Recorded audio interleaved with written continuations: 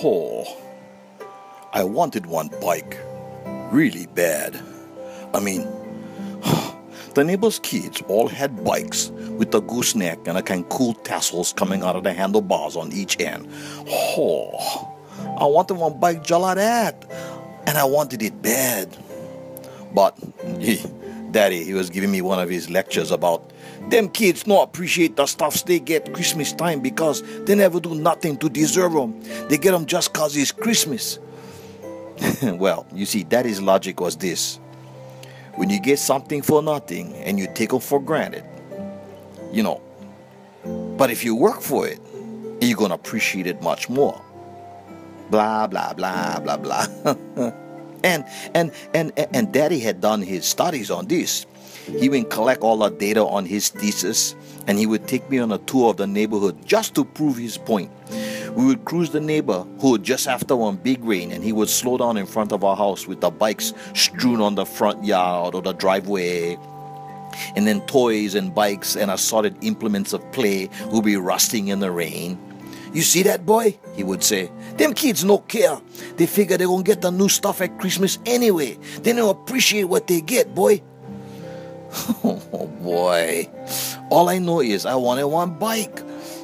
Well, Daddy said, you like one bike, boy? Okay, let's think about this. Oh, boy, what now? And Daddy was scratching his chin, and that was a sign he was formulating one scheme. You seen the bike you like, boy? He questioned me, looking over the top of his reading glasses one evening while he was reading a star bulletin. Yeah, Daddy, I seen him at Sears downstairs by the automotive department, down by the escalator. They get all the bikes on the racks and I was running all the words together. Okay, boy, now, how much they like for that bike? I told him. He was scratching his chin again. Oh, here we go. Get in. Here's what we're gonna do, boy, he finally said. When you rake the leaves by the mango tree after school, you're going to get $2. And when you take the rubbish out on rubbish day, and make sure you put the brick on top of the cover so the neighbor dog, them damn neighbor dogs, don't get inside the trash, you're going to get $2. And Daddy was listing all the chores I had to do around the house and the yard that would add up to exactly 1/2 the price of the bike. And now, when you save up your half, Mommy and me gonna kick in the other half, and then we go down and get your bike, boy. He stopped scratching his chin and gave me one hard look. How you figure, boy, huh? What you think? My head was swimming with all the details of Daddy's deal. Let's see. How long gonna take for me get this bugger? Well, you just think about it, boy. You let me know. And Daddy got up and gave me a pat on the head. You just think about it real good, boy. And he walked away. Man, the neighbor kids never have to go through this. They just got the stuff when Christmas time came.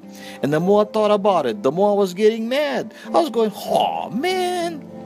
But then, it was either going to be a kid that was bike with, or one kid that was bikeless, which is where I was at right now. Boy. I learned a long time ago about Santa Claus, I had learned the harsh realities when I was like, I don't know, maybe 7. I remember seeing a bunch of different looking Santas at downtown, sitting in the shopping center, taking pictures with the kids, ringing the bell at the Salvation Army kettle for the kind of spare change, in the Christmas parade, throwing candy to the kids. Hey, wait a minute, I thought. Them guys all look different. And me, I wasn't going for that. Oh, they're Santa's helpers. No ways. Something is wrong with this picture, man. And then, my friend Benny Nascimento broke it to me one day when I was riding home on a school bus. Stupid, he said. No such thing as Santa Claus. You don't know that. Huh? What? I stared at him, waiting for confirmation of my suspicion. That's only make-believe, brah. Your mother and father the ones pretend it's Santa and they bring you the toys. Oh, brah, you're so dense, you're so thick, and he whacked me in the back of the head. It was a confirmation. That's all I needed to put it all together.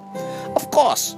How could Santa make it around all my block, deliver all the toys, know what each kid wanted? And since we never have a chimney like in the books at school, well, the bugger had to break into the house really quiet. And you know what? I couldn't see Santa breaking and entering into our house. Cause the kind Mokihana, our German shepherd, sleeping on a porch. Ain't no way.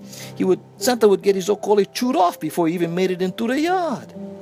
So, it was Daddy who put the final nail in Santa. Hey, you big boy now. Santa's for small kids.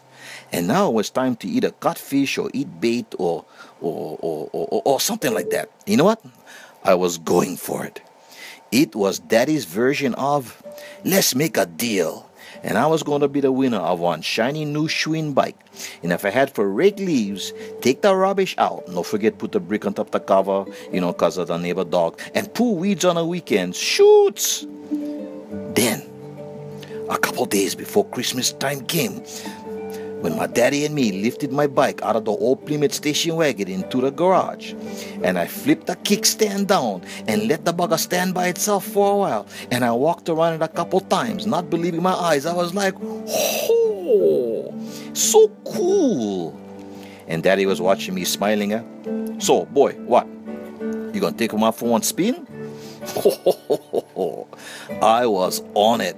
Down the driveway in a flash, the wind in my face, the sound of new tires whirring away, the tassels fluttering in the breeze. Hoo, hoo, hoo. Life is good. That night, I wiped down the tires and the rims, and I took one towel and polished the chrome handlebars and the frame, and I rolled a bugger into my bedroom. There was no way my gift was going to be left out in the rain or get dinged in a garage. Pele, not after all them months of raking leaves and stuff. No ways.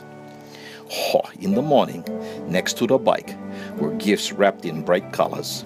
A toolkit for the bike, one tire pump, one tire repair kit, and one picture Daddy had taken of me from inside the house one afternoon as I was raking them damn leaves under the mango tree. And on the back it said, "We very proud of you, son. Love, Daddy and Mama."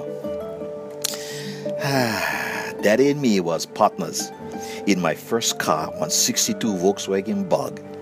And though I couldn't drive it into my bedroom at night, I did treasure that gift from Daddy too. Daddy's lesson in responsibility and appreciation was not lost on me. I learned the value of money, a good work ethic that lasted into my adult life. And while sharing and giving was always a big part of our family life, it was Daddy's down-to-earth, sound reasoning that kept me on track as I grew up. So, my baby girl, my daughter, she like one bike, It's a Barbie pink one with the kind of white tires and one basket. And then we sat down in the parlor. We was watching the kind of SpongeBob SquarePants on TV. I scratched my chin and looked over her at the top of my glasses, and I said, "Here's what we gonna do, honey." And she rolled her eyes at me, and I contemplated showing her a faded picture of a kid raking leaves and taking her on a tour of the neighborhood after a rain.